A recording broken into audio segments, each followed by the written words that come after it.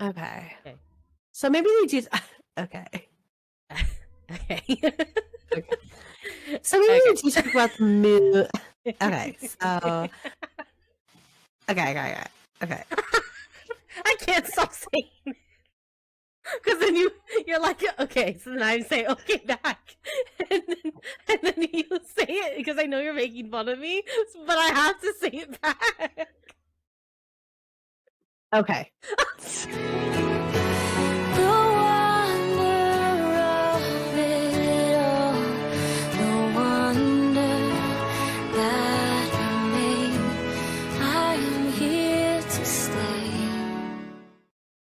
With that note, welcome to Page to Picture. I'm your host, Kim. And I'm your host, Tiff.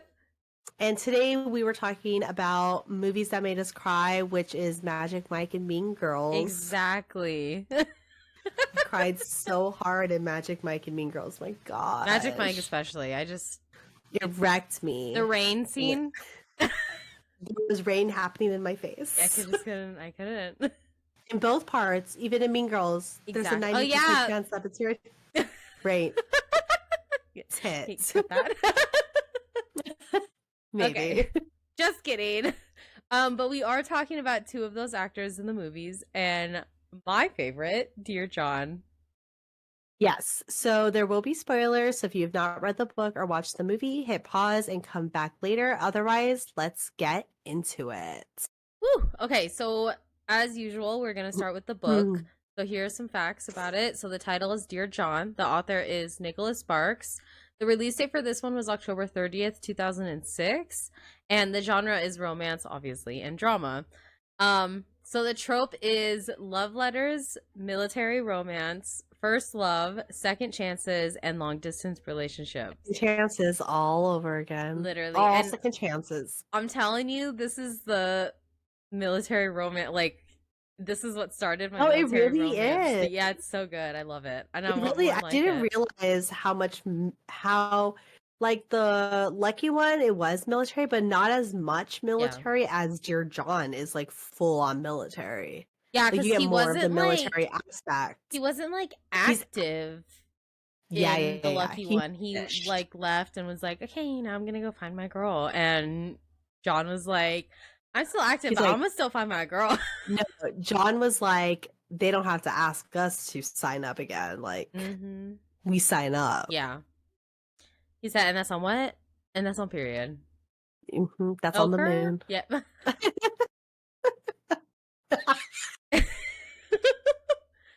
Okay, so this is the moon. Wait, when I saw the moon today, Ezra was like, "Look, Mom, the moon looks like a thumbnail," and I was like, "Dear John." He said, "Channing Tatum, are you watching?" Channing Tatum, wherever you are, your moon is the same as mine. The same as mine, and that's on what? And that's on Delulu. Okay, crazy for that. I should have posted it. Be like, literally a thumb. If you know, you know. That's literally. Yick.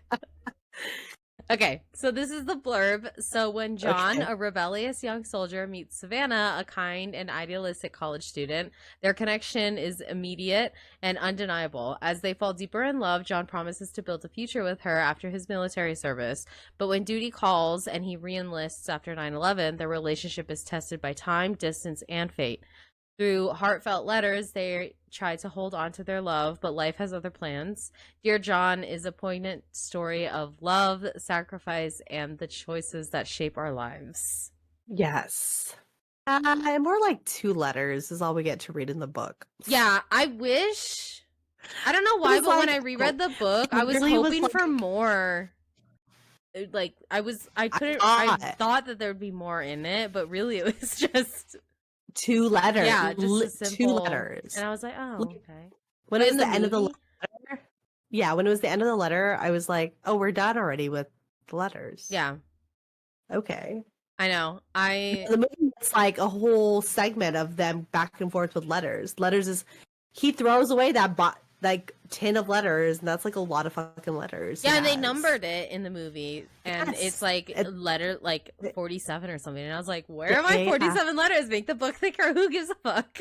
No, there's 2, and the second one was like short. I know. Whatever. Okay. So facts about the movie. Title is Dear John. Director is Lassie Hallstrom. Release date was February 5th, 2010. So for your cast, we have a stack cast.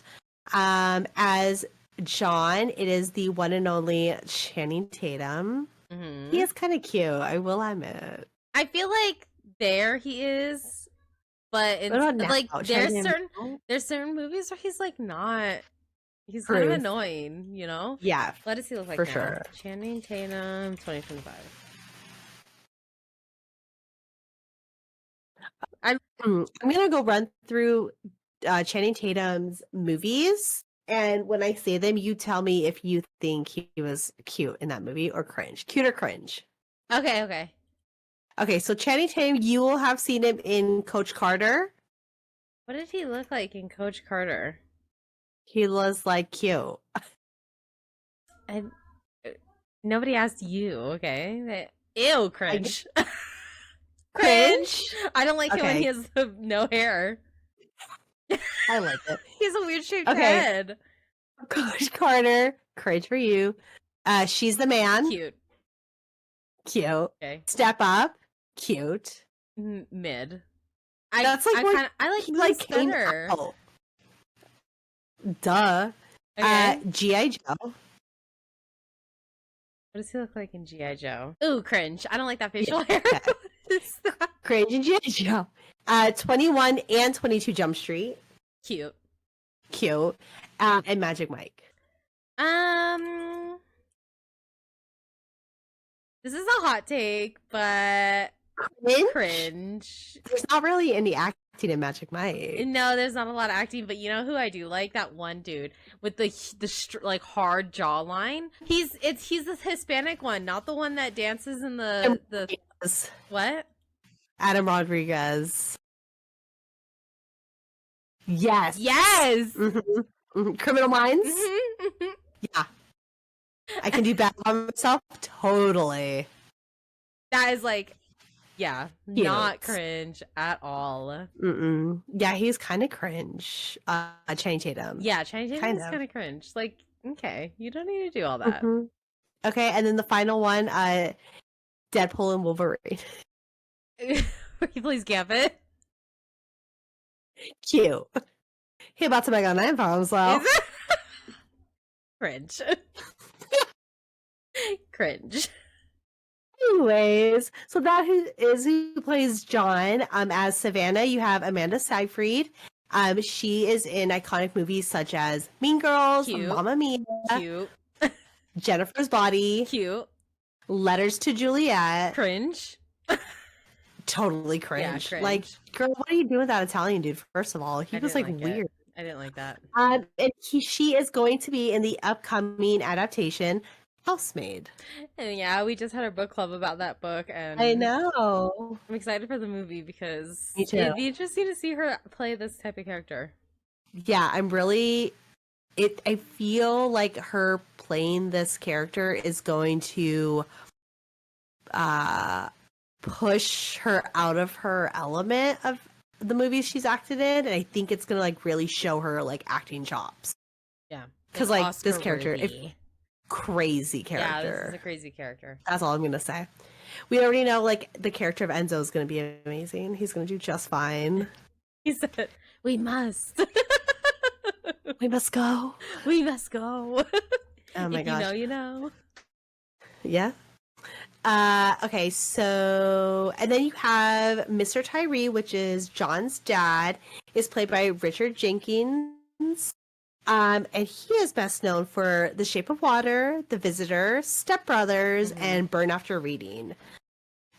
He's in a ton of movies. He's a very well-known actor. Very well known. Especially like in the early days, like and when he was like young.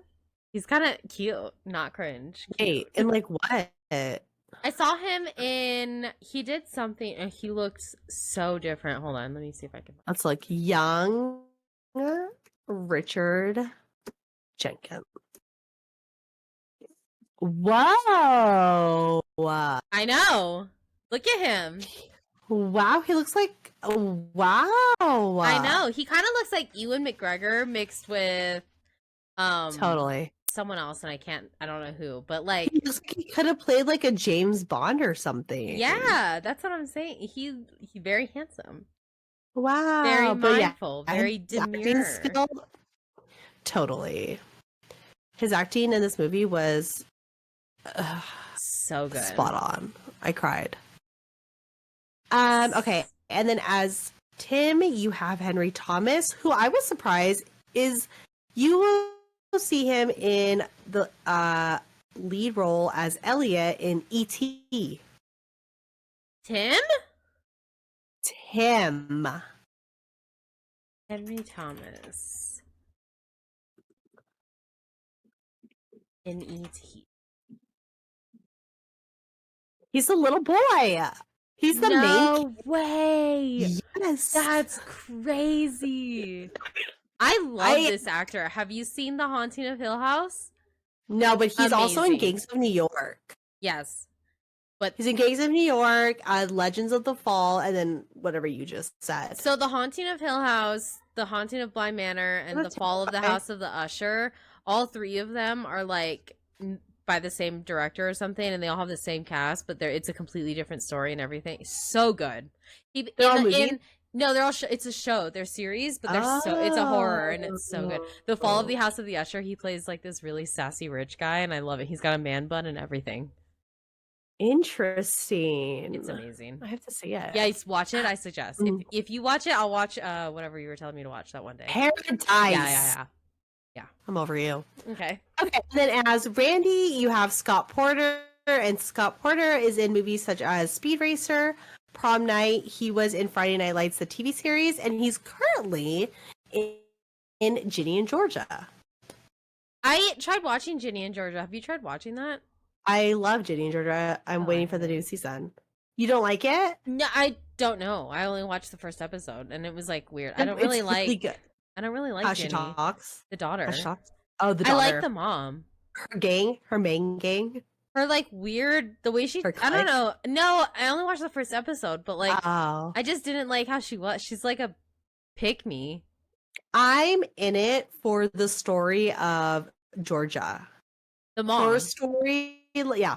Her storyline, everything that's happened to her, the connection she has to somebody in that town.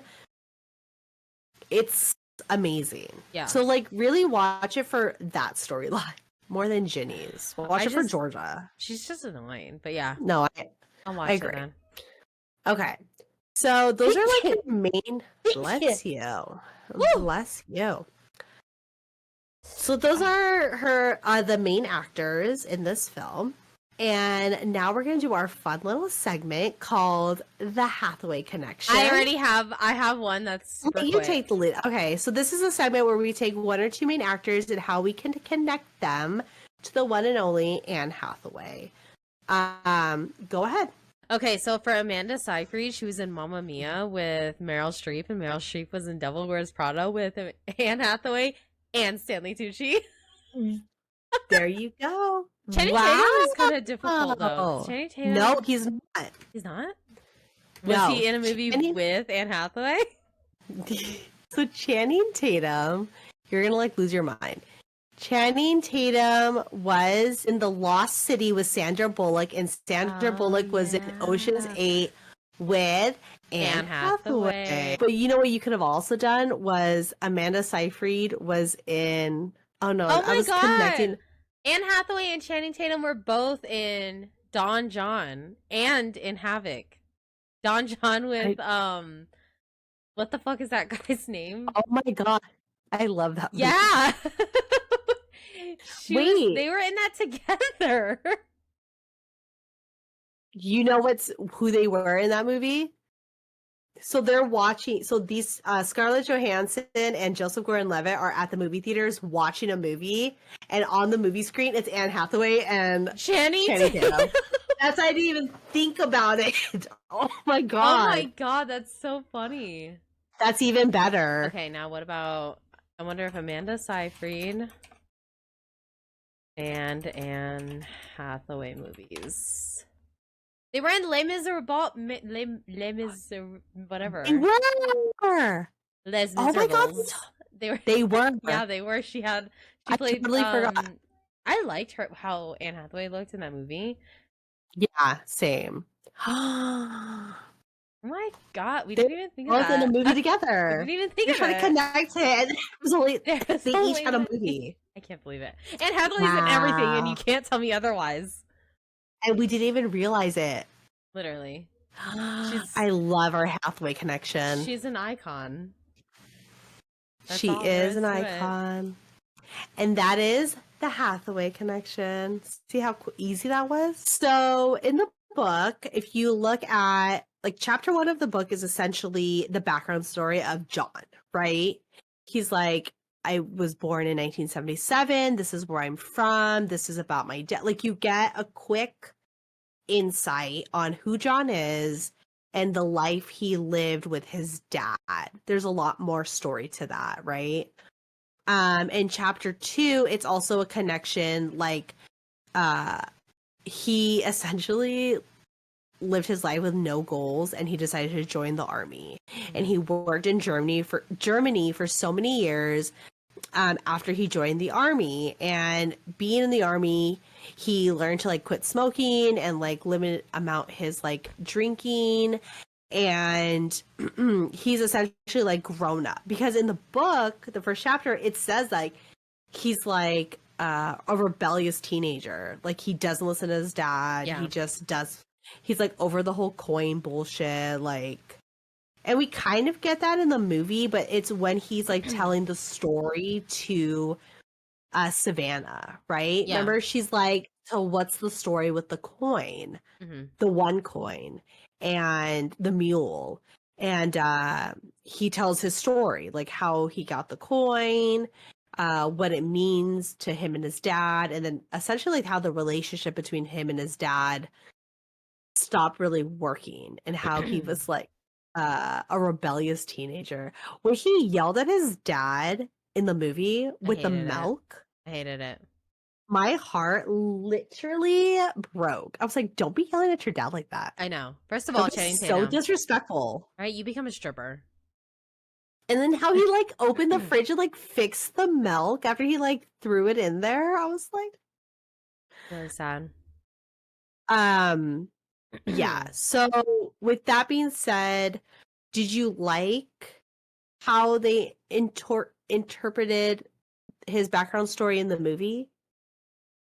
Or do you wish you saw more of the background between him and his dad? I like how they did it because, because like in the book, it's kind of like head on, like their relationship. It's literally the whole first chapter. Yeah, it's like it's about their life, about the dad. You're setting it up. You're like setting it up. In the movie, I like it because it kind of comes as a surprise, which is probably why I like it more, because I'm like, okay, like he's with Amanda Seyfried, but then like they'll have dinners and stuff with the dad, and the dad does like little weird stuff, and you're like, I wonder what that's about. And then finally, I like that better. But me too. That's just me. Versus it like all thrown at us at one time. And then I feel like if it was all thrown at us like in the beginning of the movie, I'd be confused. I'd be like, what are we talking about? Like, who is this? I like how in the beginning of the movie, the epilogue is Channing Tatum reading his letter that he wrote to his dad. And then the end, it comes you to think it's about Amanda Seyfried, so you're like, because he says, right? When I got shot,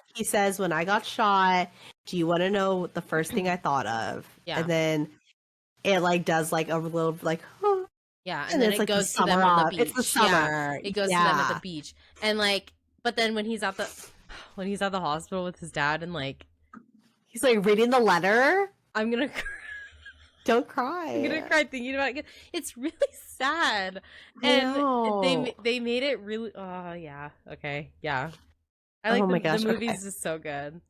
I know. I hate that. I like it. Okay, so in chapter 2, so during his vacation, he comes back home to spend time with his dad. So he's taking a vacation away from the army, and when he's there. He goes to the beach because in the book he's like obsessed with surfing. It's like his thing. like all And in the movie, does. and like I wouldn't think watching the movie that he was obsessed with surfing. Like he surfs one time and he like teaches her in a monologue or not a monologue, in a montage. But then like that's it. But in the book, it's like like he loves to surf in the book. Yeah.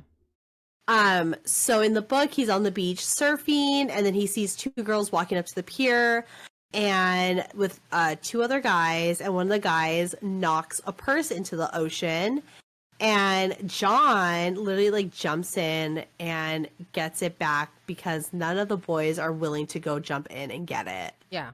So it's pretty true to the movie, essentially. So he's surfing. He goes up to the pier to hang out, and there's two guys, two girls, one being Amanda Seyfried's character, Savannah. The guy accidentally knocks over her bag, and I love how, like, the guy, Randy, is, like, running Around and down. You see him, like, taking off his shoes, and John is just, like... I'll just jump right in. Jumps off the pier and, like... He said, fuck it. Gets the bag. Yeah. And I love when he's like running up and the guy's like, why did you do that? Like, I was gonna go get it. Yeah. And he's and like, then Channing Tatum just keeps walking. He's like, no, I got it. He's like, well, she wanted it. So like, what? Her life is in here. Did you hear her? Okay. So in chapter 3, essentially John, so they form a bond, right? John and Savannah, just from him saving her purse. He's like, she is like, you're so, like, I've never met a man who would do that for me. Mm-hmm. Like, hello, lady, if he would. Yeah. Wait, what? If he would. Wait, what is it? What did you say? If he could, he would. Oh, yeah. I was like, okay. You're like, ladies, he would. Like, what? No, he wouldn't. Oh my god, she's dying. Oh my god. Huh. If he could, he would. Okay? If he could, he would. Okay. Don't test it, though, because they will not jump in. But if he could, he would. Yeah. So the next day, John teaches Savannah how to surf, and then he essentially learns information about Savannah. And right off the bat in the book, Savannah's like, so you're in the Army? And he's like, yeah, you know, this is my situation. And she's like, oh, like, I'm going to college, and I'm looking to be a special education teacher.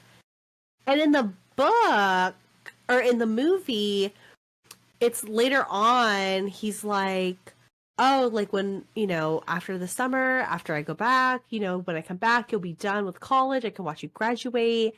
And she's like, well, I think about changing my major to teach special ed. Like, what? Yeah. Like, girl, do you know what you want to do or not? I feel like she never knew what she wanted to do in the movie, and it irritated me. So I was like, yeah. Because like, okay, in the movie, she was doing so many things. She was like building that house, which we never saw again. No, in the book, like, in the book, she says that she's out there with her friends.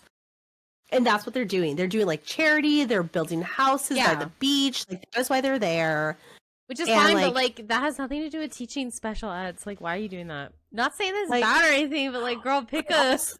Yeah. Well, then also in the book, like, she takes John to church. Like, she's big on going to church. Like a classic Nicholas Sparks book. She takes John. She's, like, big on going to church with Tim and all the friends. And she even, like, brings John to go to church with her. And, like, that is not at all in the movie, but you could tell, like, her character, because remember, he's like, so you don't drink? She's like, no. He's like, you don't smoke? She's like, no. And he's like, you don't cuss? She's like, I cuss. And he's like, okay, I've never heard you cuss, like, once. She's like, I do it in my mind. Yeah, she's a very, like, conservative kind of girl. So correct. Which plays into, because it's not shown, it's not, like, pushed on in the movie, but it is, like, hinted. But, like, in the book, it's really pushed on. Like, the scene where they, like, discuss, like, doing the diddly. And it's, like, this huge thing to her. But then in the movie, they, like, just do it. Yeah, like, she has no issue she's like, with well, that. She's like, just fuck like, it. the summer. It's Channing Tatum. Yeah. But in the book, like, they don't even do it. Like, they just talk about it. Yeah. They don't like even do it. they talk about it, and she's like saying how important it is to her and whatever. Yeah. But in the book, she's like, we only have one She's night. like, I love when it rains. Yeah. In this house. That scene is so cute, though. Yeah, it Fuck is. off. Yeah, I know. Okay, so in chapter 3 also they talk about the moon. That's like a thing, right? Yeah. So she says like, oh, how much she's loved the moon since she was a kid and whatever. But in the book, I don't remember, like, does he say, like, no matter where, like, one thing about the book is amazing is that, like, or one thing about the moon that's amazing is that no matter where you are, like, it's all the same? I don't remember that being said in the book. Does he say that in one of the letters? Maybe that's what it was. Oh, wait, I folded the letters. Hold on.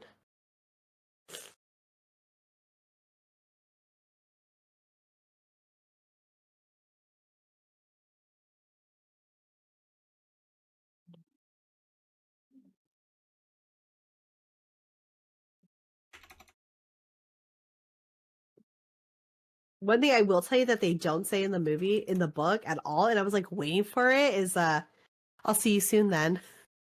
They don't say that in the book. Yeah. I was like waiting every time they said goodbye. I was like, where is I'll see you soon then? That's like a big thing in the movie. I'll see you soon then. I'll see you soon then. It is in the book. It says a moon from the book. It says no matter where it is in the sky, no matter where you are in the world, the moon is never bigger than your thumb. And then it says, I finally understood what the moon had been trying to tell me, that despite all the pain, life goes on. Where? But did he say it to her? Or he's saying it to himself? I think he's saying it to himself.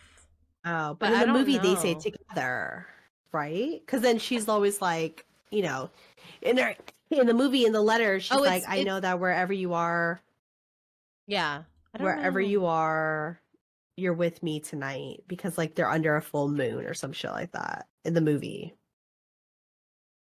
I don't know. I must have like went right over it. Interesting.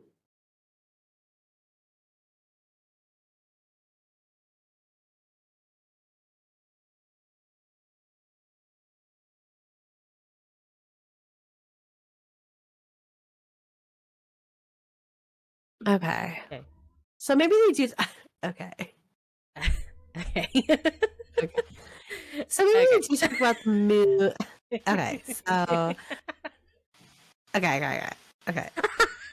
I can't stop saying it. Because then you're like, okay, so then I say, okay, back.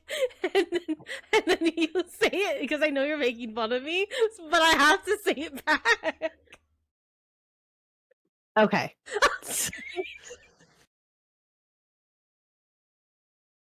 Okay. Okay. Enough. Say all right or something because I have to say it back. Okay. So. Okay. Alrighty then. All perfect. right. Okay. So. Okay. So. I can't help it. I can't help it. It's my transition. Okay. Okay. Make this. Okay. Okay. So the moon. I'm guessing. Okay, so I have to do it. Okay. Okay. So I guess the moon is mentioned in the book, but I must have like completely like went over it. Yeah. I don't remember where it is, but Google says and Goodreads says, and Goodreads is very trustworthy, so yeah. But the movie, it felt like had it like presented itself more, like it was more meaningful. It's because they brought it up more than once. It was like their thing. In all the yeah. letters they wrote, it was like their thing. In the first time they brought it up, they were on the beach together, When and they first he met, pulls up her right? thumb. Yeah, he pulls up her Yeah. thumb, and then when he leaves, she writes him a letter, and she's like that talks about looking at the moon or something. Oh no, he writes a letter to her, and he goes, no matter where we are, the moon is always gonna be the same, whatever. Yeah. And she's like, I'm looking up at the moon, and it's no bigger than my thumb. And Yeah. I'm like, okay, I mean, Amanda Seyfried. but then she's also like, I know that no matter where you are, it doesn't matter because like I'm with you. Yeah. Because they're like she's looking at the moon. Okay. Okay. So the next couple chapters in the book, it's them like going to church and her showing John like her habitat for humanity, her habitat for humanity, and like how she's building like houses and she's like doing all these things. That's why she's there for the summer. And like in the book, it's like heavily like John like constantly takes her out to dinner. Yeah. And she's like, she makes a point to state like, you pick the best places to like eat. In the book it emphasizes like the restaurants that he's taking her to. He constantly like takes her out to dinner. He's like, what do you do tomorrow? You want to go dinner? I want to take you to this dinner place. I want to take you here. And she's like, oh, I love getting all these like recommendations. Like you keep taking me to the best places. Like what the fuck are we talking about? It's weird. But they have like a small little snippet of them going out, like out on the town and stuff, like in the movie, but it's not like intense. And a lot of the time they're spending time either at each other's houses or building that one house. Yeah. Well, it is intense in the fact that like remember he's walking and some guy was like, we don't want any trouble. And he's like, just here to I'm here to take my girl to dinner. And she's like, what happened? What's up with that guy? And he was like, I just was a bad kid. Like, yeah, like an ode to chapter 1 of the book, essentially, like talking about his life. But it was just weird to me. Yeah, I always thought that part of the movie was so weird. I was like, me too. It doesn't have anything to do with. But like, then when you you didn't have to put that in there really because we knew he was a bad kid in the movie when he talked about it. And I mean, like, I guess if you read the book, you know, it's like understandable. Yeah. But if you never read the book, like when I watched the movie many times before I read the book, and I didn't understand either. It was really cringe moment, to be honest. I was like, okay, what are you, some bad boy? Yeah, like what? Are you gonna get to fight somebody now? Yeah, I don't understand. But anyway, so the next couple chapters, they're getting to know each other. You know, she's taking him to what she does, and he's like teaching her how to surf and taking her to all these restaurants and this and that. So this would be like the montage aspect in the movie. So in the movie, he teaches her how to like surf a little bit. They're spending a lot of time. What are they doing in the movie? What is the montage? There's like a montage. It's them building the house together. It's them taking a walk through the town. It's her singing that song to him. Don't even get me started. But it's weird, but yeah. Yeah. So, okay.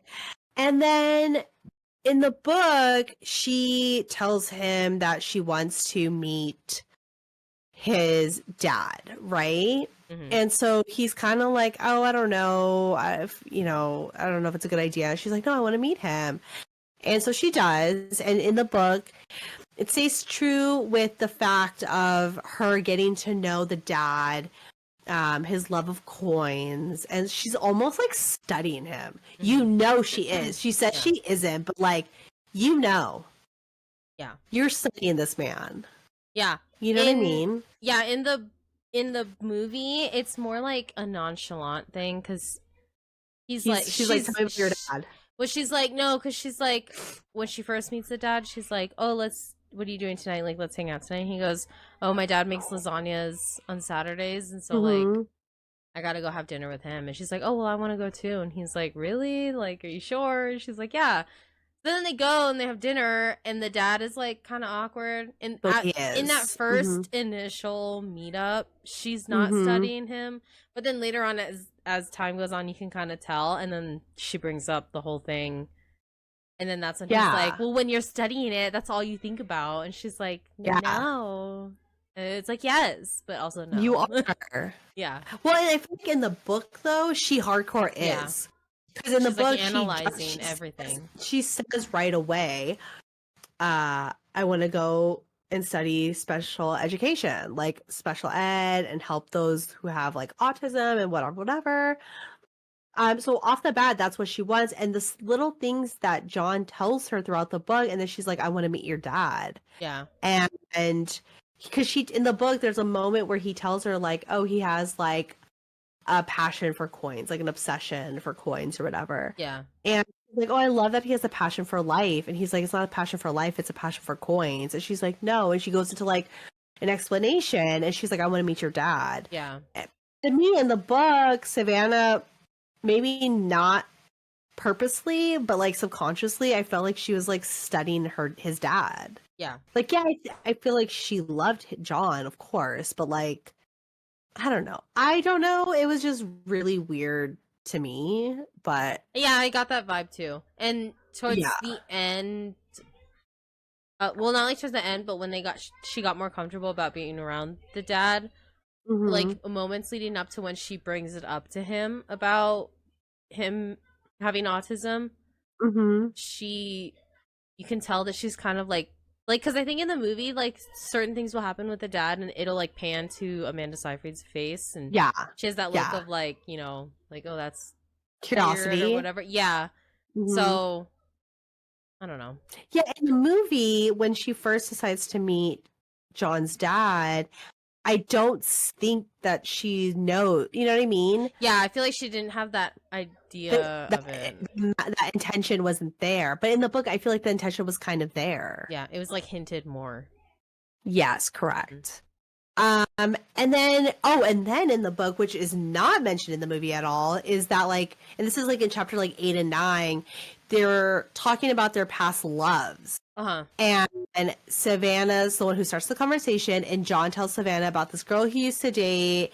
And then he said that they were together, but they weren't a couple, like typical high school shit. Hmm. But then Savannah tells John about how she was literally SA'd, like, you know Yeah. what I mean? Yeah.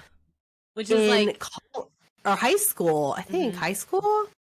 Yeah, she says Savannah went to the winter formal with him. This guy tricked Savannah by putting something in her soda and did it to her. And Tim is the one who went and picked her up and brought her back to the hotel and like didn't even question anything about what happened to her. Yeah.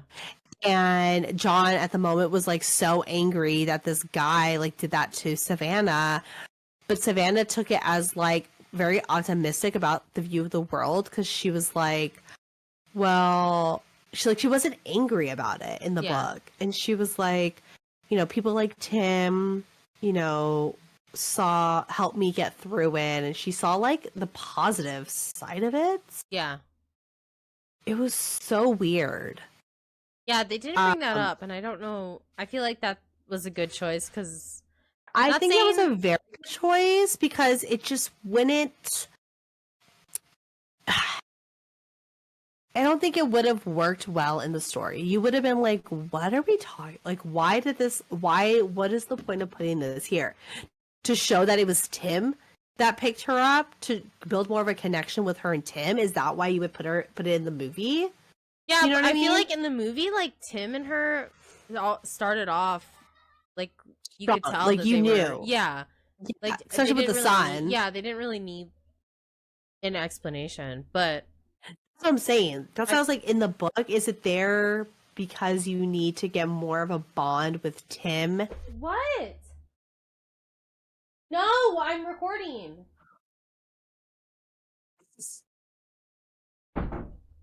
My God, But she was she just wants to show me something stupid. oh my god. Anyway.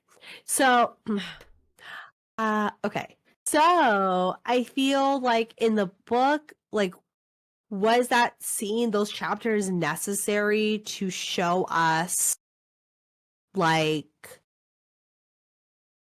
you know what I mean? To show us that there was a connection between her and Tim that goes far back?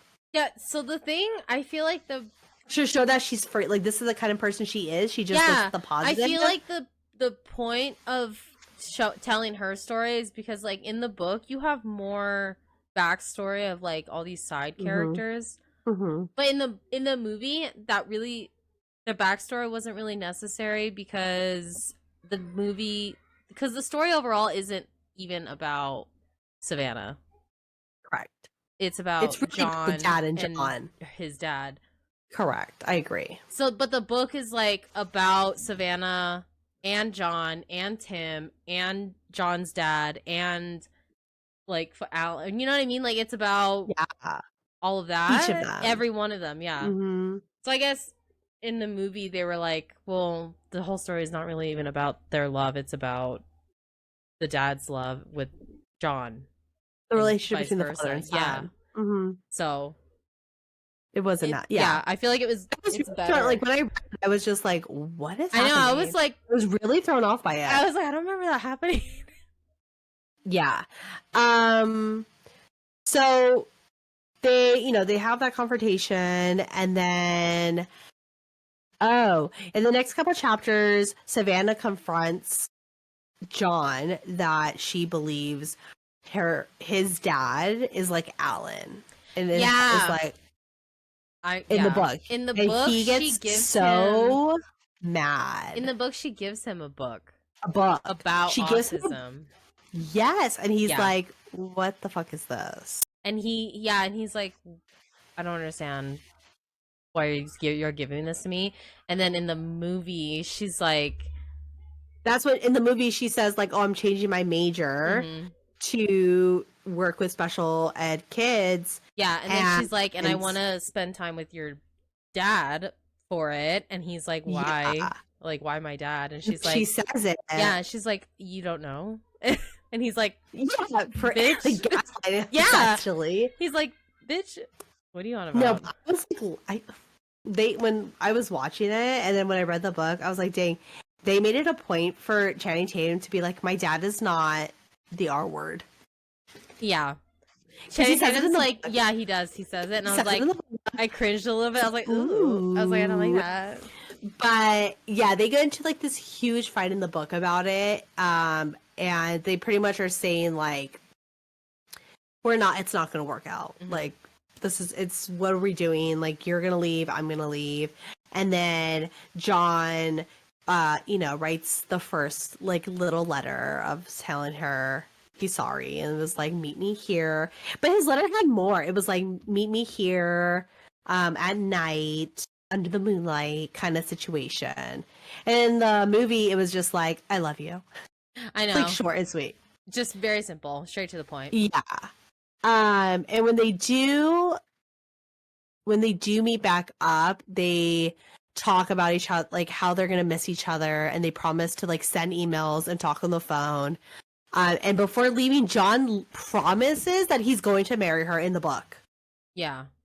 He's literally like, I'm going to marry you. So wait for me. And she's like, okay, but you have to come back. In order for me to marry you, you have to come back to me. Yeah. And he's like, I will.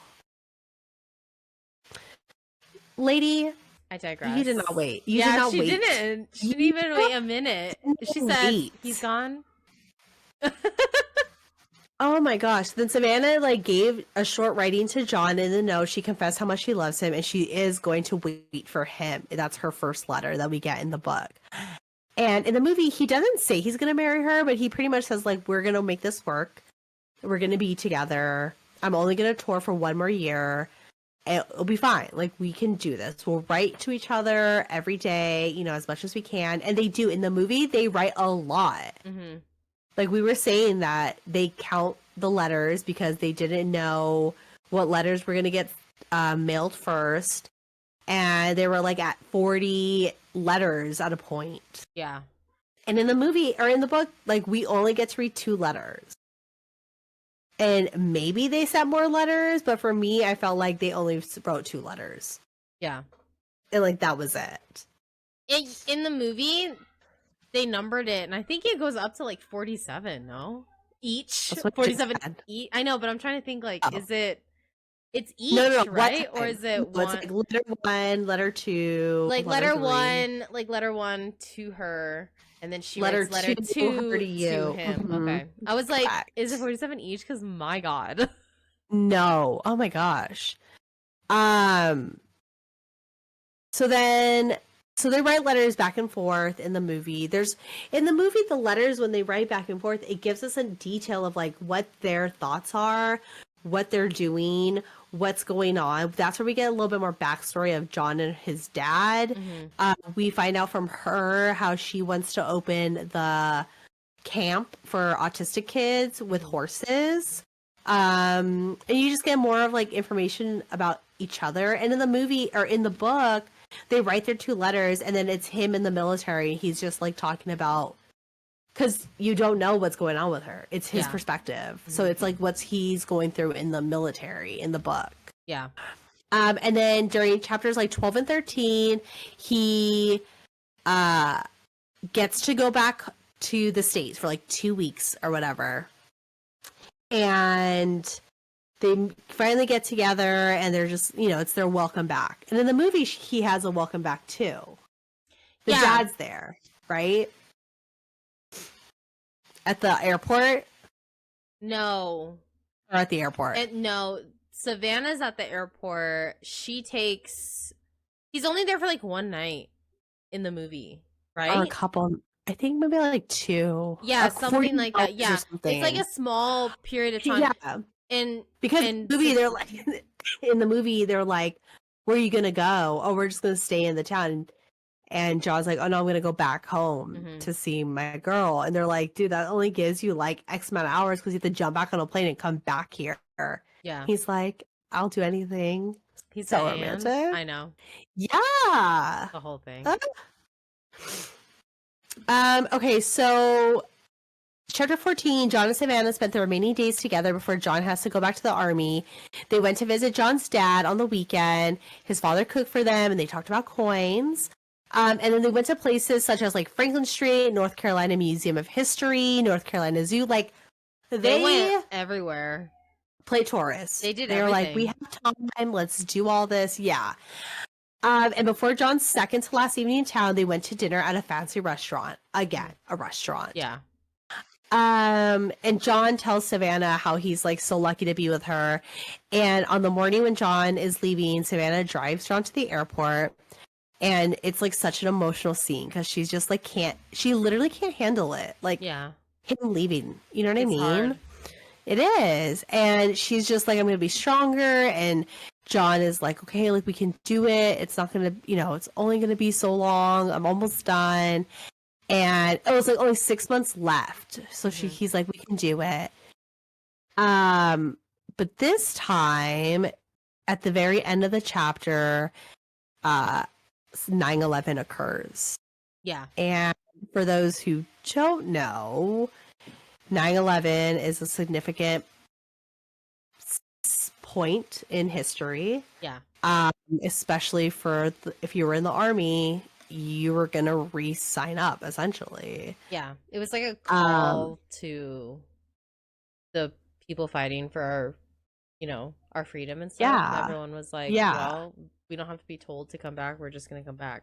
Right. So at the end of the chapter, it literally was like, then came September 11th. Yeah. And in chapter 15, it was after the attack on September 11th, John joined 2 more years in the military. And the reason why he signs up to serve longer is because his friends, including Tony, signed up to serve again, and John's desire to serve was stronger than ever. So in the book, his friends are initially the ones who sign up again, and John follows foot with them. In the movie, John is in town after 9/11 happens, right? Because he's done, or he's taking a break. They let him take a break to decide what they're going to do. Yeah, because of what happened at 9/11, his squad and a bunch of others were like, go and be with your family and your friends because of what's happened, and then He's like, they're like, come back and let me know if you What you want wanna to do do. your tour again. Yeah. So everyone, Yeah. but like in that initial scene, everyone in his squad were like, well, we're resetting up. There's no question about it. Yeah. Blah blah blah. And John is the only one that like stayed seated because he's Mhm. like, I don't know if I want to or I don't not. know. Yeah. And then in the movie, he goes to, like, Savannah's family's house for, like, Hmm. a party or something, and one of the guys, I think it was her dad, was like they were talking to John about the military and what happened on 9/11, and he literally says, like, "Oh, no, nobody's asking us. Like, you don't have to tell us twice to sign up. Like, we're gonna do it." Yeah. And Savannah's like, "What do you mean we?" And it was almost like at that moment is when John decided he's gonna sign up again. Yeah. Because you had civil people, right? You had people coming at him about what was happening, and he stands up for what he believes in for the army. And he was like, "No, I'm signing up." Yeah. And I think it was like at that he left not knowing what he's gonna do, and he showed up at that party. And after that conversation, he decided, like, I'm gonna rejoin up. Yeah. And that's where it breaks between him and Savannah, because she can't handle it. She can't handle more time away from him. Which it's just so sad. Yeah. So he's in war again, and he notices in the book that the letters from Savannah begin to change. When they originally came weekly, they started arriving 10 days, and then days like lengthened to like a week at a time, like every other week. So the letters were coming less and less. Yeah.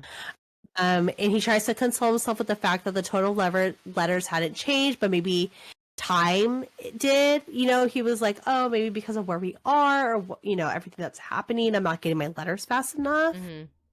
But we all know what she was doing during that time. Mm-hmm. So it said that later on, instead of heading to Chapel Hill to spend time with Savannah, John traveled to Wilmington and spent time with his dad at the hospital because his dad suffered a major heart attack. Okay. Yeah. And his relationship with his dad became stronger because he didn't have much time with Savannah. So this time when John had to leave, it said fewer tears had been shed because the intensity of the feeling between them had waned. So I remember in the book, after he got into a fight with Savannah, he read the book that Savannah had given him, and he paid more attention to his dad. And when they met back up, him and Savannah, he was like, "Thank you. Like, I realize that my dad does have this." You know what I mean? And he could better connect with his dad. Yeah. So the relationship was like already good. And in the movie, when they get into their fight, he doesn't build that connection with his dad, but he like pays more attention to the way his dad is. He sees like little things, and he does have that conversation with Savannah where he's like, he was like, he like started to say it. He was like, I was watching my dad today, and she was like, no. She's like, don't. I don't want you thinking like that or whatever. Yeah, and he's like, no. He's like, but I think you're right. Yeah. He's like, no, I think you're right. Whatever. So it was and like then a he's like, short-lived conversation, but in the book it was like a whole discussion. Yeah. In the movie, you just knew that he knew. Yeah. In the book, he like full on is like, I read the book you gave me. I watched my dad. Like, you're right. You know what I mean? Okay, so when John returns to war, he fought for 6 weeks. He got 6 letters from his dad and only 1 from Savannah. In the letter, she talks about how John is meaningful to her, and she understands the reason why John has chosen to be the army for a longer period. But sadly, Savannah had fallen in love with someone else. She apologized to him, and she wrote that he is the first man she ever truly loved in the book. Bitch. What are you talking about? Hater. You literally left Channing Tatum to be with E.T. Like, what are we talking about? Did you know in the book they're the same age, Tim and Savannah? But in the movie, older. Tim is older. Yeah, but in the book, Tim and Savannah are the same age. Since, like, childhood. Yeah, they're like exactly the same. In the movie, Tim is a lot older, and I think in the movie when Channing Tatum finds out, he's like, he gets so mad. He's like, he's so old. Yeah, he's so old, and she's like, he's when sick. Like, okay, he's old. He's like, she was in the movie. She's like, you were gone, you know, and Tim needed my help, and Alan needed my help, and we were there for each other, and it just sort of happened. But his face when he sees their wedding photo on the fireplace, he is like, he thought it was Randy. Yeah. He thought it was the guy the entire time, but then he comes and he goes in the movie. He's like, in the movie he's like, she's engaged, and I know who it is. Yeah. It's like whatever. And when he sees it's Tim, he literally thought it was Randy. He was like, Tim? Like, which makes it was so rough too, because him and Tim had like bonding moments. Had a little bond. Yeah, even in the book. In the book, Tim was always like, come around, like hang out, get to know us, like be around us. You know what I mean? Like, Tim, sit your ass down. If you wanted her, you should have got her a long time ago. Or told John, like, dude, I like her. Yeah. So don't. The fuck? Oh, Tim. I know, we hate it. Ugh. Okay.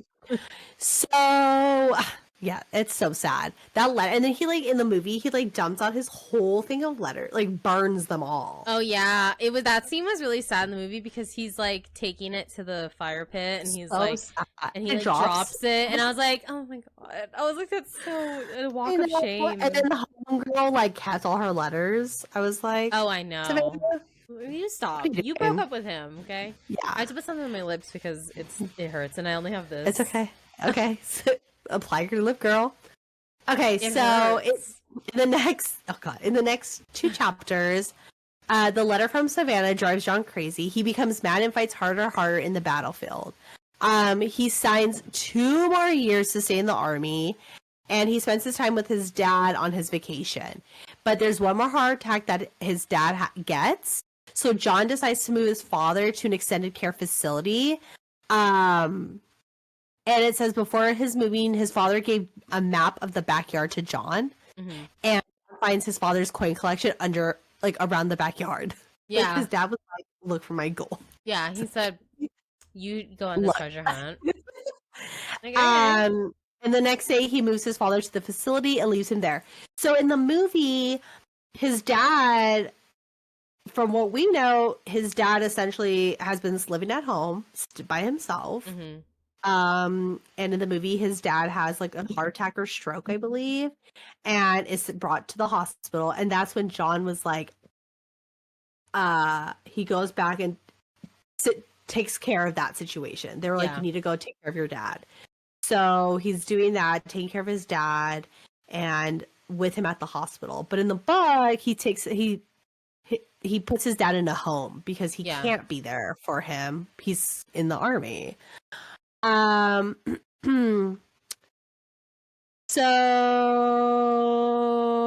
the next day he moves the father to a facility, leaves him there. 7 weeks later, his dad passes away, and John attends the funeral, and a lawyer talks to him about the will. And before going back to the army, he thinks he has one more thing to do, which we kind of all know. But in the movie, that scene, okay, first of all, why did they wheel him out of the room and left him in a hallway? Okay, listen. I have comments on this, because in the book, John wasn't there when he died.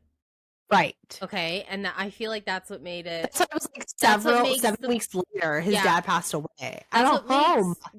I know, it's so sad. It's so fucking sad. And I feel like that's what makes me not cry when I read the book. Because I'm like, okay, well, he died, and that's really sad.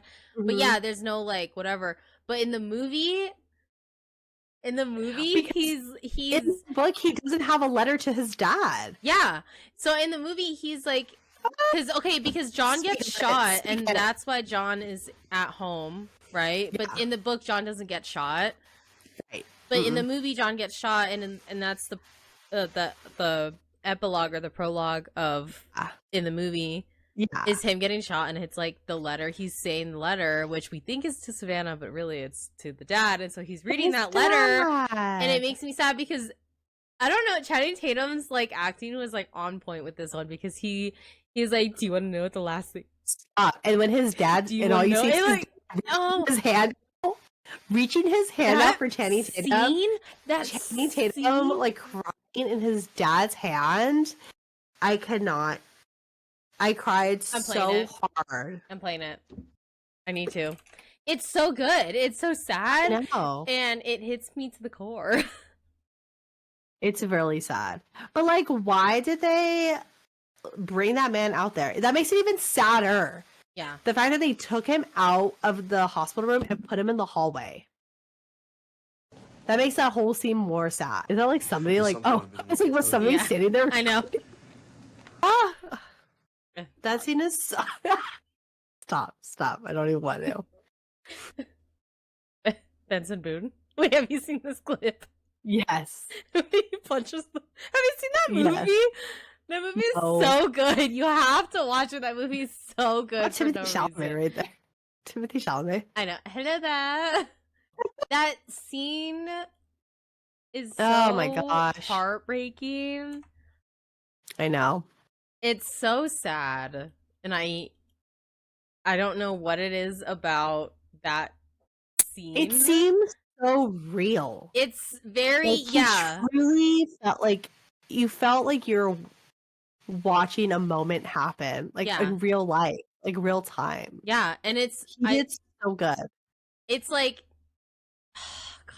The director was like, you know what would make the scene more emotional? And they're like, what? Let's wheel him out into the hallway. That makes it more sad. Because it's almost like no sad for him. Yeah, and but if you think about like the dad throughout the entire like movie and even in the book, like the dad is really like to himself.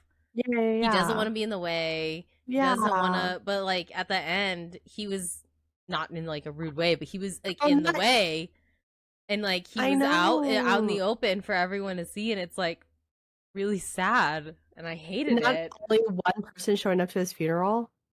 Yeah, that's really sad. And the homeboy is like, "We have another service." I know. It's inconsiderate. So, after John finishes his father's funeral, John missed his father so much he even slept on his father's bed in the book. He drives to Savannah's hometown after he met her at her farm, and Savannah looked very happy to see John. John told Savannah that his father passed away, and Savannah felt very sorry to John about his father. Mm-hmm. And John then told John that she got married. Bitch. Yeah. But Savannah didn't tell John who her husband was.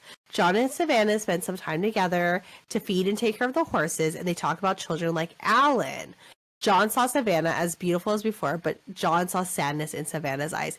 You know this was not the life she chose. Yeah. She did not think it was going to be like this. Mm-mm. She did not think Tim was going to pass away or get sick or whatnot.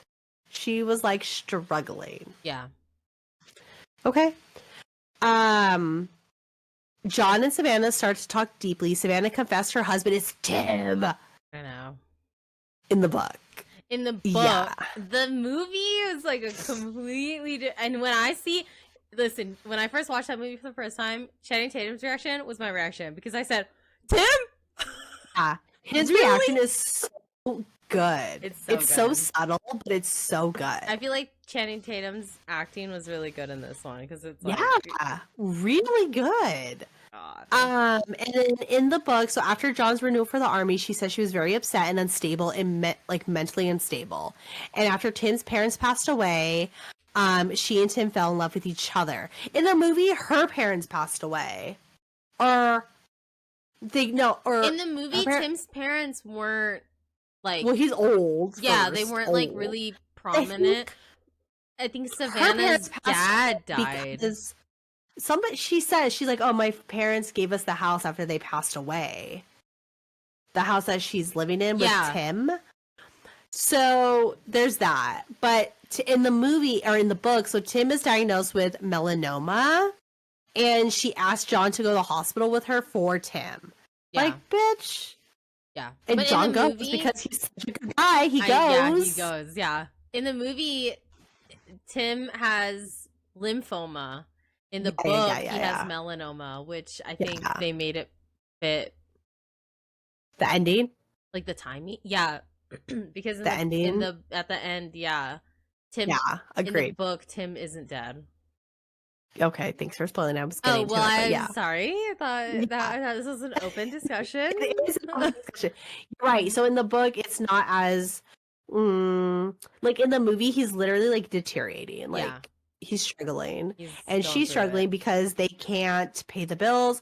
She wants to send him to like a hospital that does like special Treatment, testing yeah. treatments that the insurance don't cover. But in the movie, remember she's on the phone and she's like, he wants to meet. She's like Tim, and she's like, he wants to see you. Yeah, no, so she's on the phone with him and She's like yeah, you don't John. notice it yet. Yeah, you don't notice it yet. And she's like, "Oh, I'm with John." And you're like, "Okay, yeah, so it's the guy that we all thought." And then Channing Tatum's like looking around and he sees the picture of them and he goes Him? and he looks at her and she's like, "He wants to see you." Seriously? Seriously. Hello? Oh, so the next day in the book, Savannah and John go to the hospital and they meet Tim's brother. And John sees Tim in bed, and Tim was not responding to most of the treatment. And it says like Tim needed special and expensive treatment, but they didn't have enough money. So in the book, she never did the horse sense. Like that never became a thing. Well, yeah, because in the book, in the book, Tim doesn't have a son. It's his brother that's autistic. Right. In the movie, it's his son that's autistic, and Tim doesn't have a brother, from what we know of. And so I think to kind of showcase how interested Savannah truly is in the subject, that's when she talked about like the horse thing. Yeah.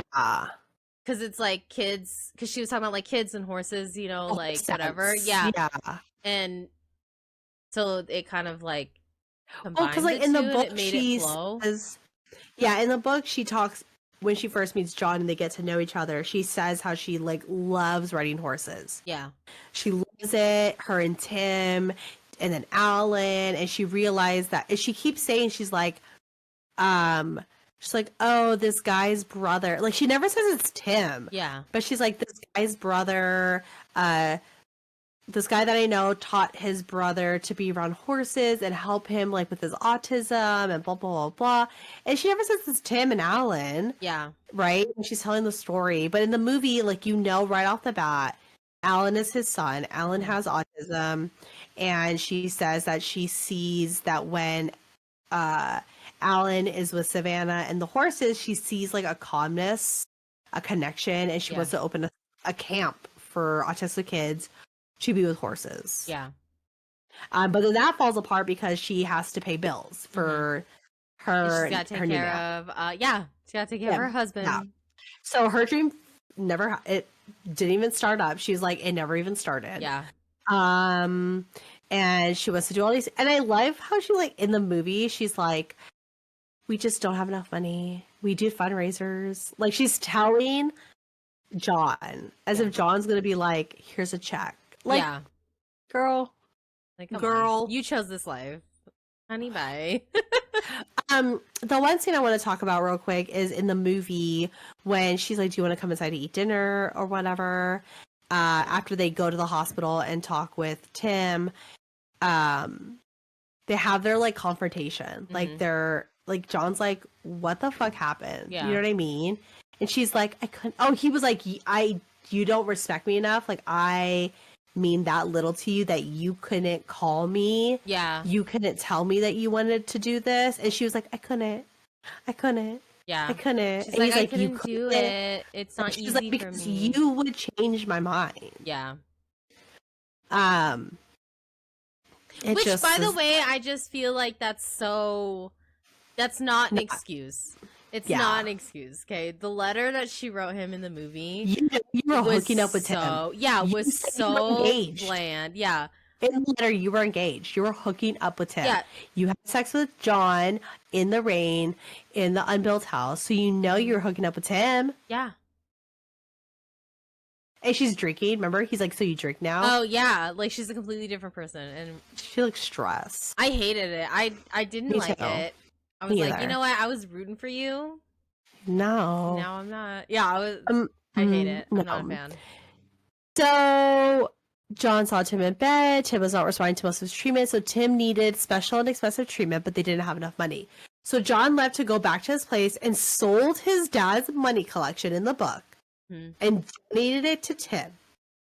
So Tim could take the treatment and went into remission gradually. After that, John did not get back with Savannah. He just watched their life. From afar. At the farm. Under the moonlight. Yeah. Which is so Get sad. the fuck out of here. I was over it. I was like, you know what, whatever.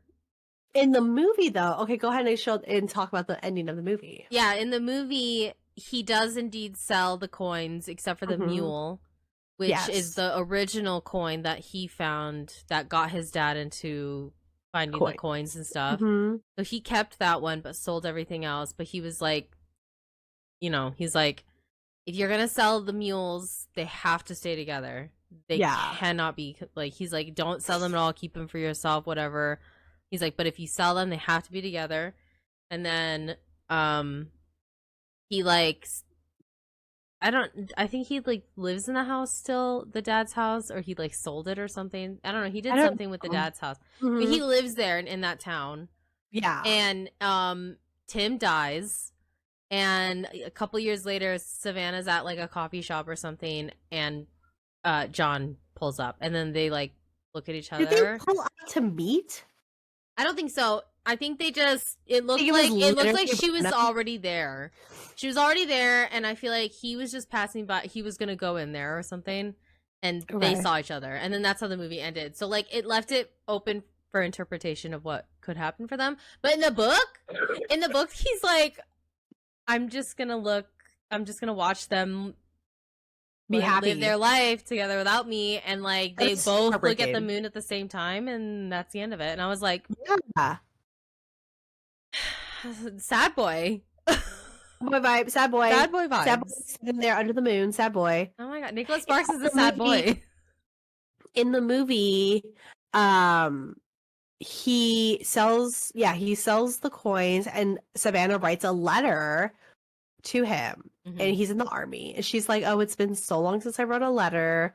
And she tells him, she's like, as soon as you left, we got a mysterious donation that was able to bring him home. And it shows like Tim to like bring him home, as in like you guys didn't even take him to the treatments, or what? Because he came back home, and it was almost kind of just like to spend time with his family, like, before he passes. Yeah. Like, what the heck? Which is like, whatever. He passes away. She says he passes away, and she was just, I don't remember how the letter went, but yeah, at the end, she's in the coffee shop.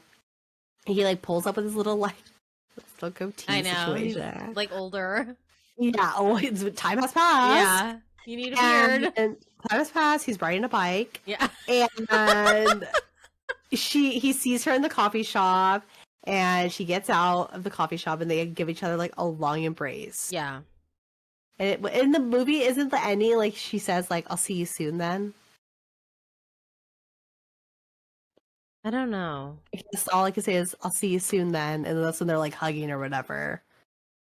She says that at the end of the letter, and the letter, isn't that an overplaying? It's overplaying during that scene. Yeah.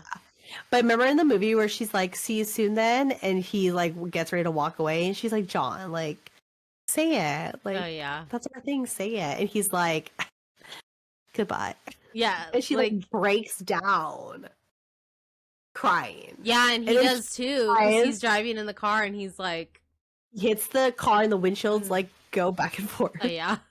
But he like crying. He's like crying so hard. I know. He's like so hurt because he knows like this is his goodbye, to let her go. As a good man, like he's such a good man. And that's why I say it's not a story about Savannah and John. It's about John and John's dad. Correct. I agree 100%. Definitely.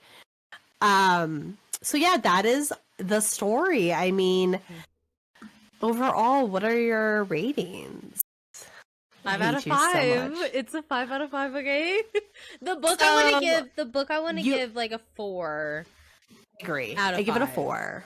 But the movie is a 5 out of 5. I'll watch it. Every time I watch it, I get emotional because I already know what's gonna happen. I like how it's like a subtle romance because it's not.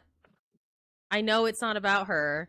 Yeah. It's cute, but I know it's not about her. And then everything that The happens after the movie, dad is like, oh my god, I hate it. You know? the movie is good. Like if you watch like a trailer for the movie, it definitely will bring you in because you're like, oh, I love a romance. I love Nicholas Sparks' romance, the girl and the guy. And then when you're in it, when you leave the theater and you after you watched it, you're like, the dad. Yeah, It's the it's the me dad. that like wrecks me completely. Okay, so in our Nicholas Sparks book rating and movie rating thing that we have, Yeah. just to recap, for the book, you have at number 4, A Walk to Remember, at number 3, The Notebook, number 2, The Lucky One, and Dear John is number 1. Yes. Same with me. Our books were exactly the same, actually. Yeah. Our order was exactly the same for the books. Yeah, let's talk about that movie rating. So for the movie rating, you had at number 4, A Walk to Remember, at number 3, The Notebook, and number 2, The Lucky One. Very similar to your book ratings. And here at number 1 stands Dear John, which I was holding that. Listen, I held the space. I held space for Dear John. For me, like the food that I had number 1 as The Lucky One, number 2, A Walk to Remember, number 3, The Notebook, and sadly, I put Dear John at number 4 because that's my only open bracket. It's a mistake. If I could do a trade, I would do a trade. Okay. If I could switch it around now after doing everything for my book rating, I would put The Lucky One at number 3. Lower. Yeah. Yeah. And then obviously for the movie one, I'd put The Lucky One at the bottom. Number 4. Yeah. Yeah. Oh my gosh. Okay. So, sorry. Now we are in our segment of pop culture references. Do your thing. Oh my god. Culture references. So, the first one is, despite the popularity of previous Sparks adaptations like The Notebook and Message in a Bottle, Dear John was the first one to hit number 1 at the box office, grossing over $30 million and knocking Avatar from its impressive 7-week run at number 1. Mm-hmm. Get the fuck out of here! I remember when that movie came out. Everyone was hyped about it because at that time Channing Tatum was like hot shit, and everyone wanted to see him. So I was like, I knew this movie did well, but I actually looked this up before we did this podcast because I wanted to know. I was like, I need to know if it did good because I can't be the only one to think that this movie did amazing. And you like made me doubt myself because you're like, no, The Lucky One is gonna be it. It's The Lucky One's gonna be the lucky one, and I was like. I know it's not though, because I know Dear John is so good. I did not remember the dad and John's relationship. I did not remember it at all. That's the only thing I remember. That's why I love it so much. It's the only thing. It did not stick with me at a time. Maybe when I went into it, I was in the aspect of like I wanted the Savannah John romance storyline, and I think when it first came out, I didn't get that, and so I didn't enjoy it. Yeah. Now, as I'm older, I have children, we've gone through life, like, it's the dad for me. Are you kidding me? Like, I could give two shits about it. No offense, but Savannah's character is annoying as fuck. Yeah, I don't care for Savannah. I don't like her at all. Which I found out. I don't like her. Yeah, I find that like she didn't deserve John or Tim. Exactly. I find that she should have gone to college and found somebody in college. Like, no. That other guy would have been better. Randy. Yeah. God. I feel like when I watch Nicholas Sparks movies, I noticed that I don't like the romance part of it. I like the really sad, depressing part of it, and I tend to not like the main male character or the main female character. You like the second plot in the stories. Yeah, I don't like the female main character, and a lot of the only one that I did like was A Walk to Remember. Anymore. Yeah, everyone else I didn't like. Rachel.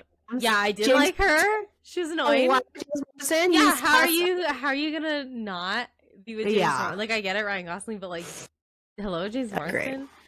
I just don't care for the females. So I did not Sorry. like her. Yeah.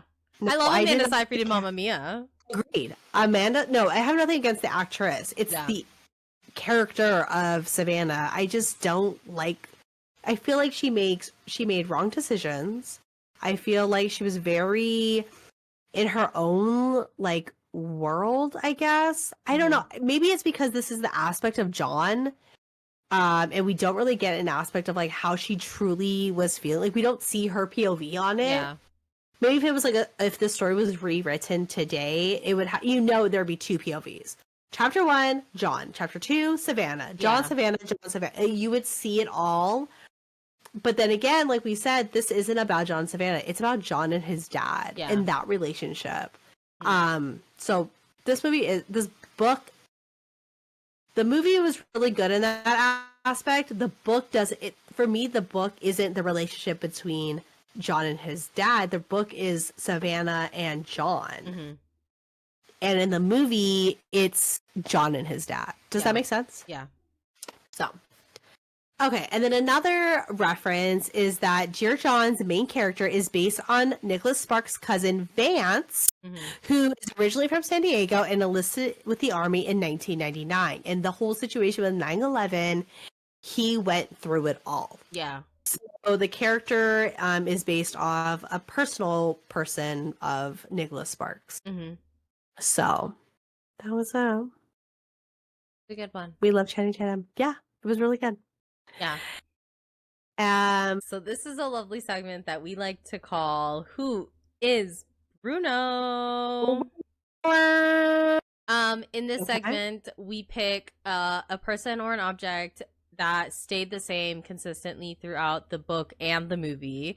And this started off on the Witches episode because there was a character named Bruno. If you haven't seen the Witches episode, go watch it because it's a fun one. I promise you, it's a good one because that's when we had that realization of like, Anne Hathaway, this character or stayed Bruno? the same. Yeah. Okay. So, okay, I have one already, which I think I have an object. Yeah, mine's also an object, so it's probably the same one. Okay.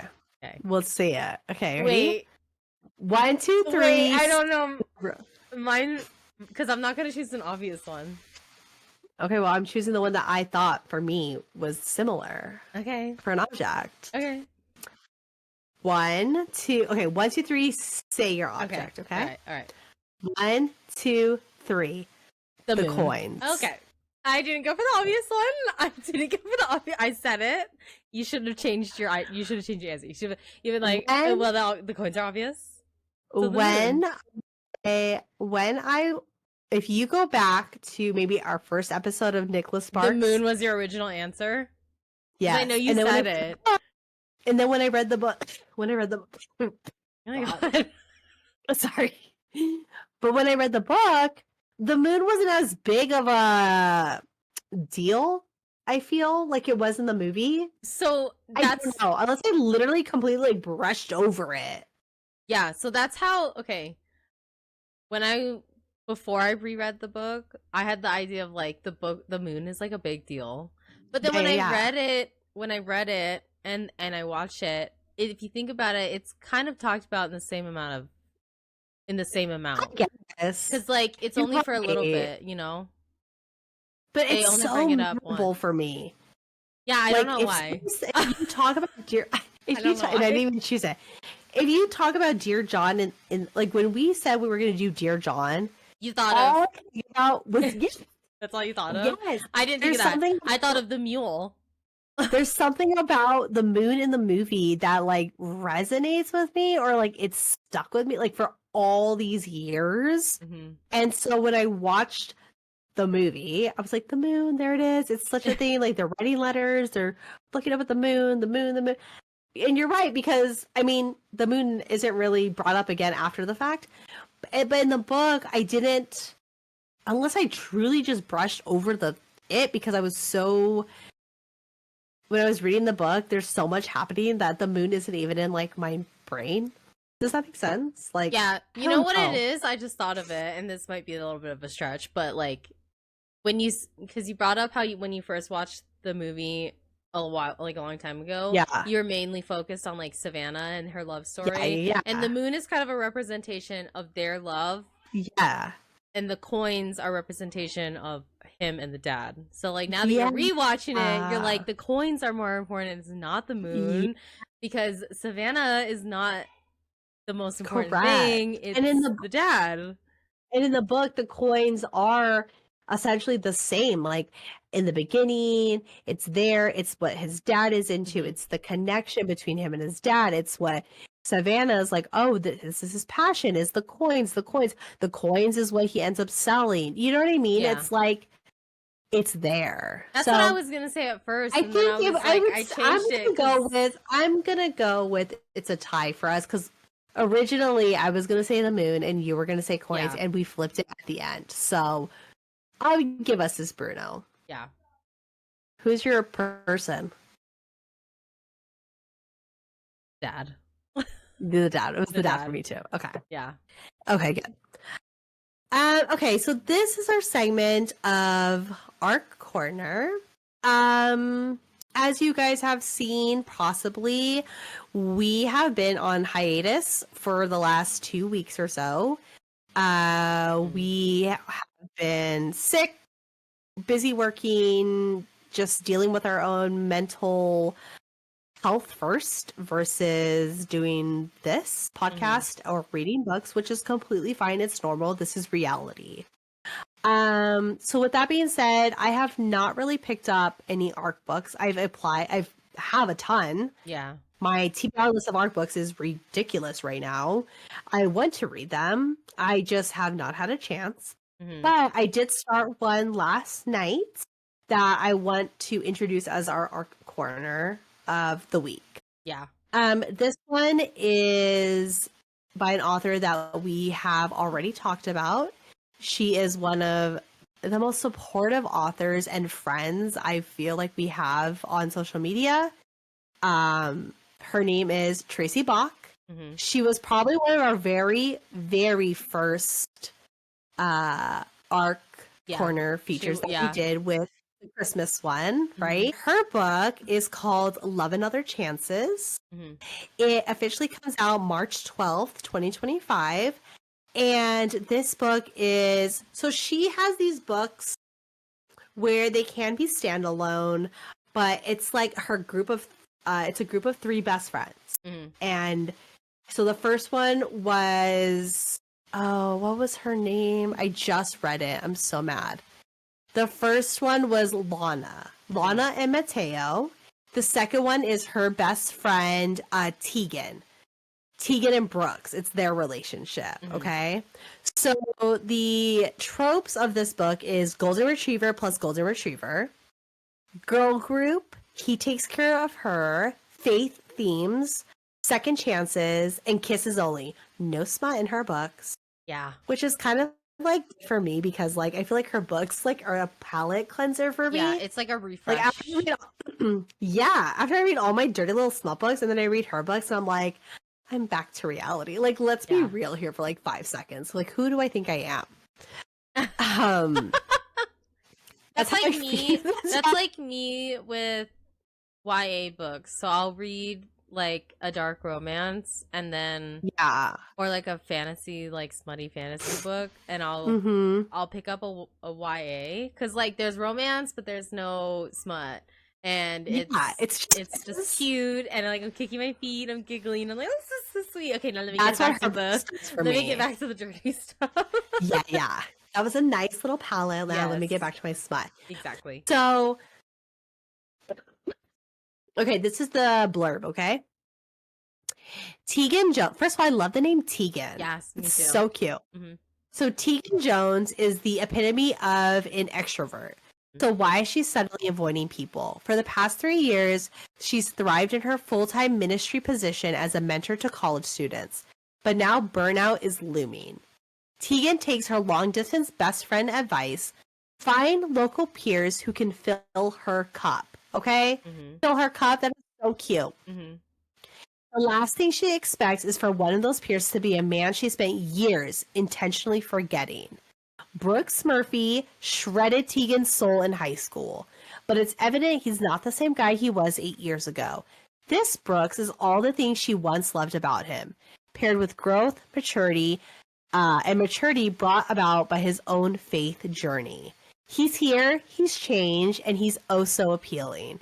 But is a second chance of love worth the risk of repeat heartbreak? Love and Other Chances by Tracy Bach. Excuse me, people?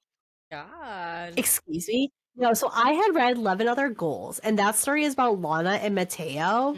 And Lana in that book, that's book 1. In that book, Lana is like has a crush on this guy, but the guy is like red flags, literally red flags all over the place. Yeah. And Mateo is like the epitome of like a perfect man. Like, oh my God. the things he does for her, the things he remembers about her. He's so considerate about her and her feelings. And he just genuinely loves her. And he's been liking her for so long. Like, he's like on the soccer team. And he's like, you have to read it. It is so cute. If you want a book that makes you like giddy and kick your feet and believe that like there are pure people in this world, like these are your books.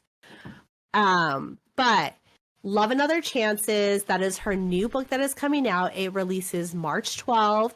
You can go on her Instagram at author Tracy Bach, Baack, and you will find everything you can about her book. You have her link to pre-order. It is so good, you guys. I'm already halfway through. I started it last night and I'm halfway through.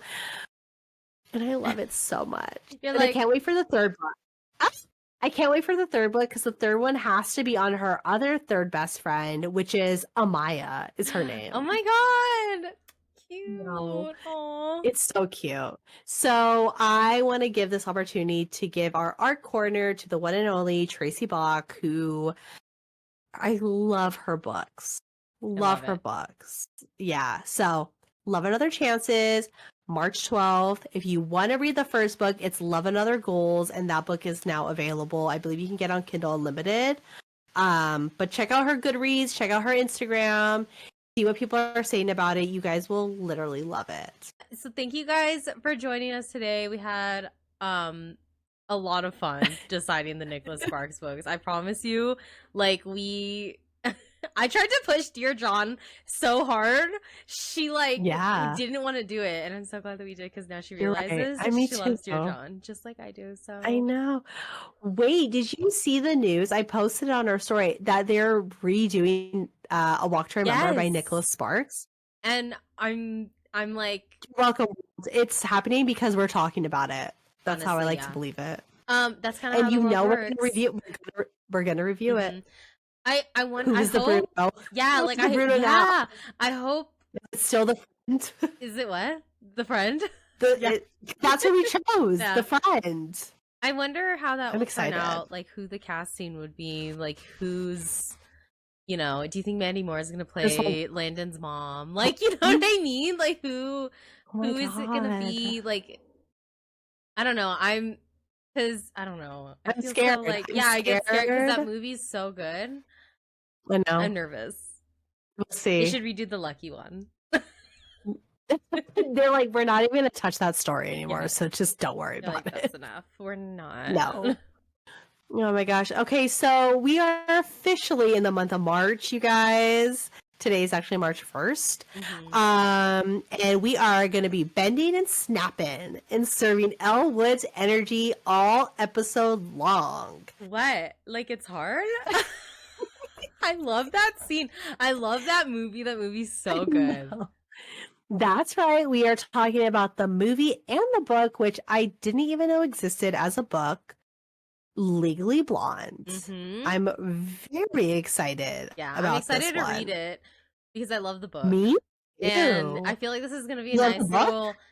Or no, I love the movie.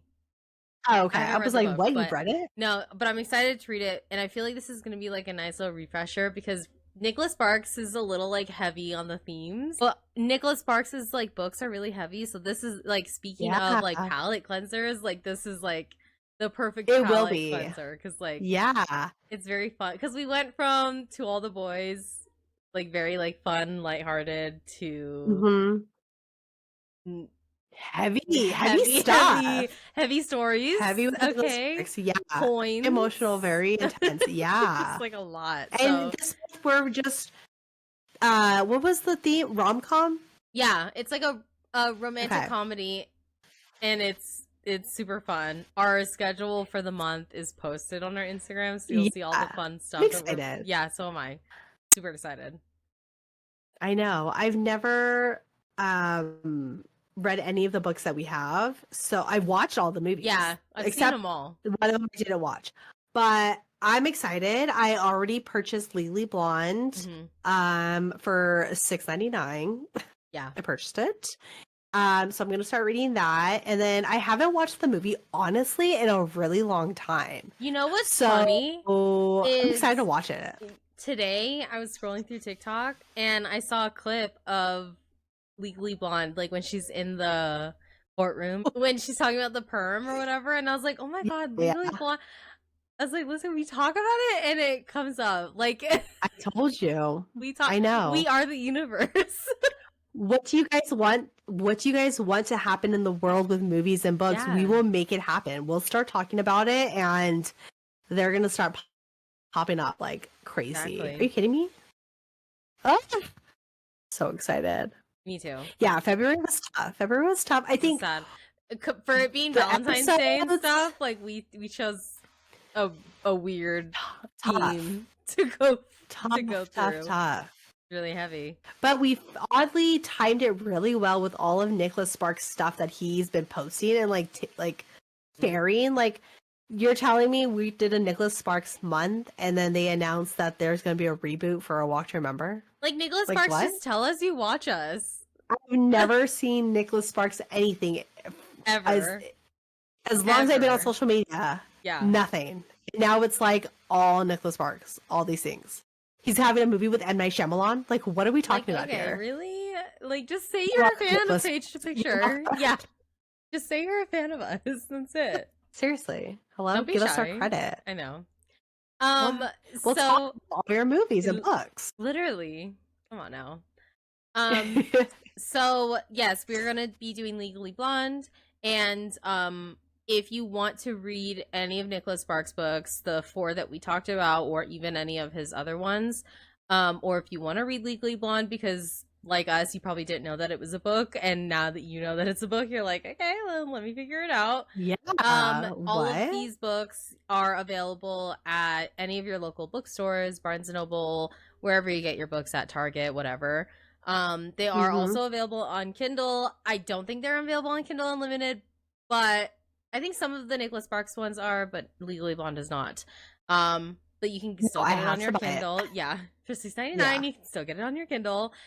And then it is also available on Audible, all of Nicholas Sparks' books, and I believe Legally Blonde is on Audible too. Pretty sure. I think so. Yeah, but yes, if you don't have Audible, you can listen to thousands and thousands of audiobooks. You can go from any genre in the world, pick one, and it'll have the book in there. If you don't have it, we can give you a 30-day free credit if you use our link, audible.com/page to picture. And with that 30-day free trial, you do get 1 free credit, and you can use that on any book you want, any of them, whatever you think of, it's there. And it's worth a try because it's free, so like, why not? Yeah, but why honestly, not? Audible's worth it in my opinion. I love Audible, so Same. I don't know. I'm listening right now to the third Housemaid Yeah. one, and this is the first one I did. Or you saw me listening to the second one, Yeah. and I'm curious: is Sydney Sweeney gonna have that New York accent that the actor who does the Audible has, like a hardcore accent, like New York accent when she talks? They probably won't put that in there. Oh my gosh. I know. That's what made me think about it.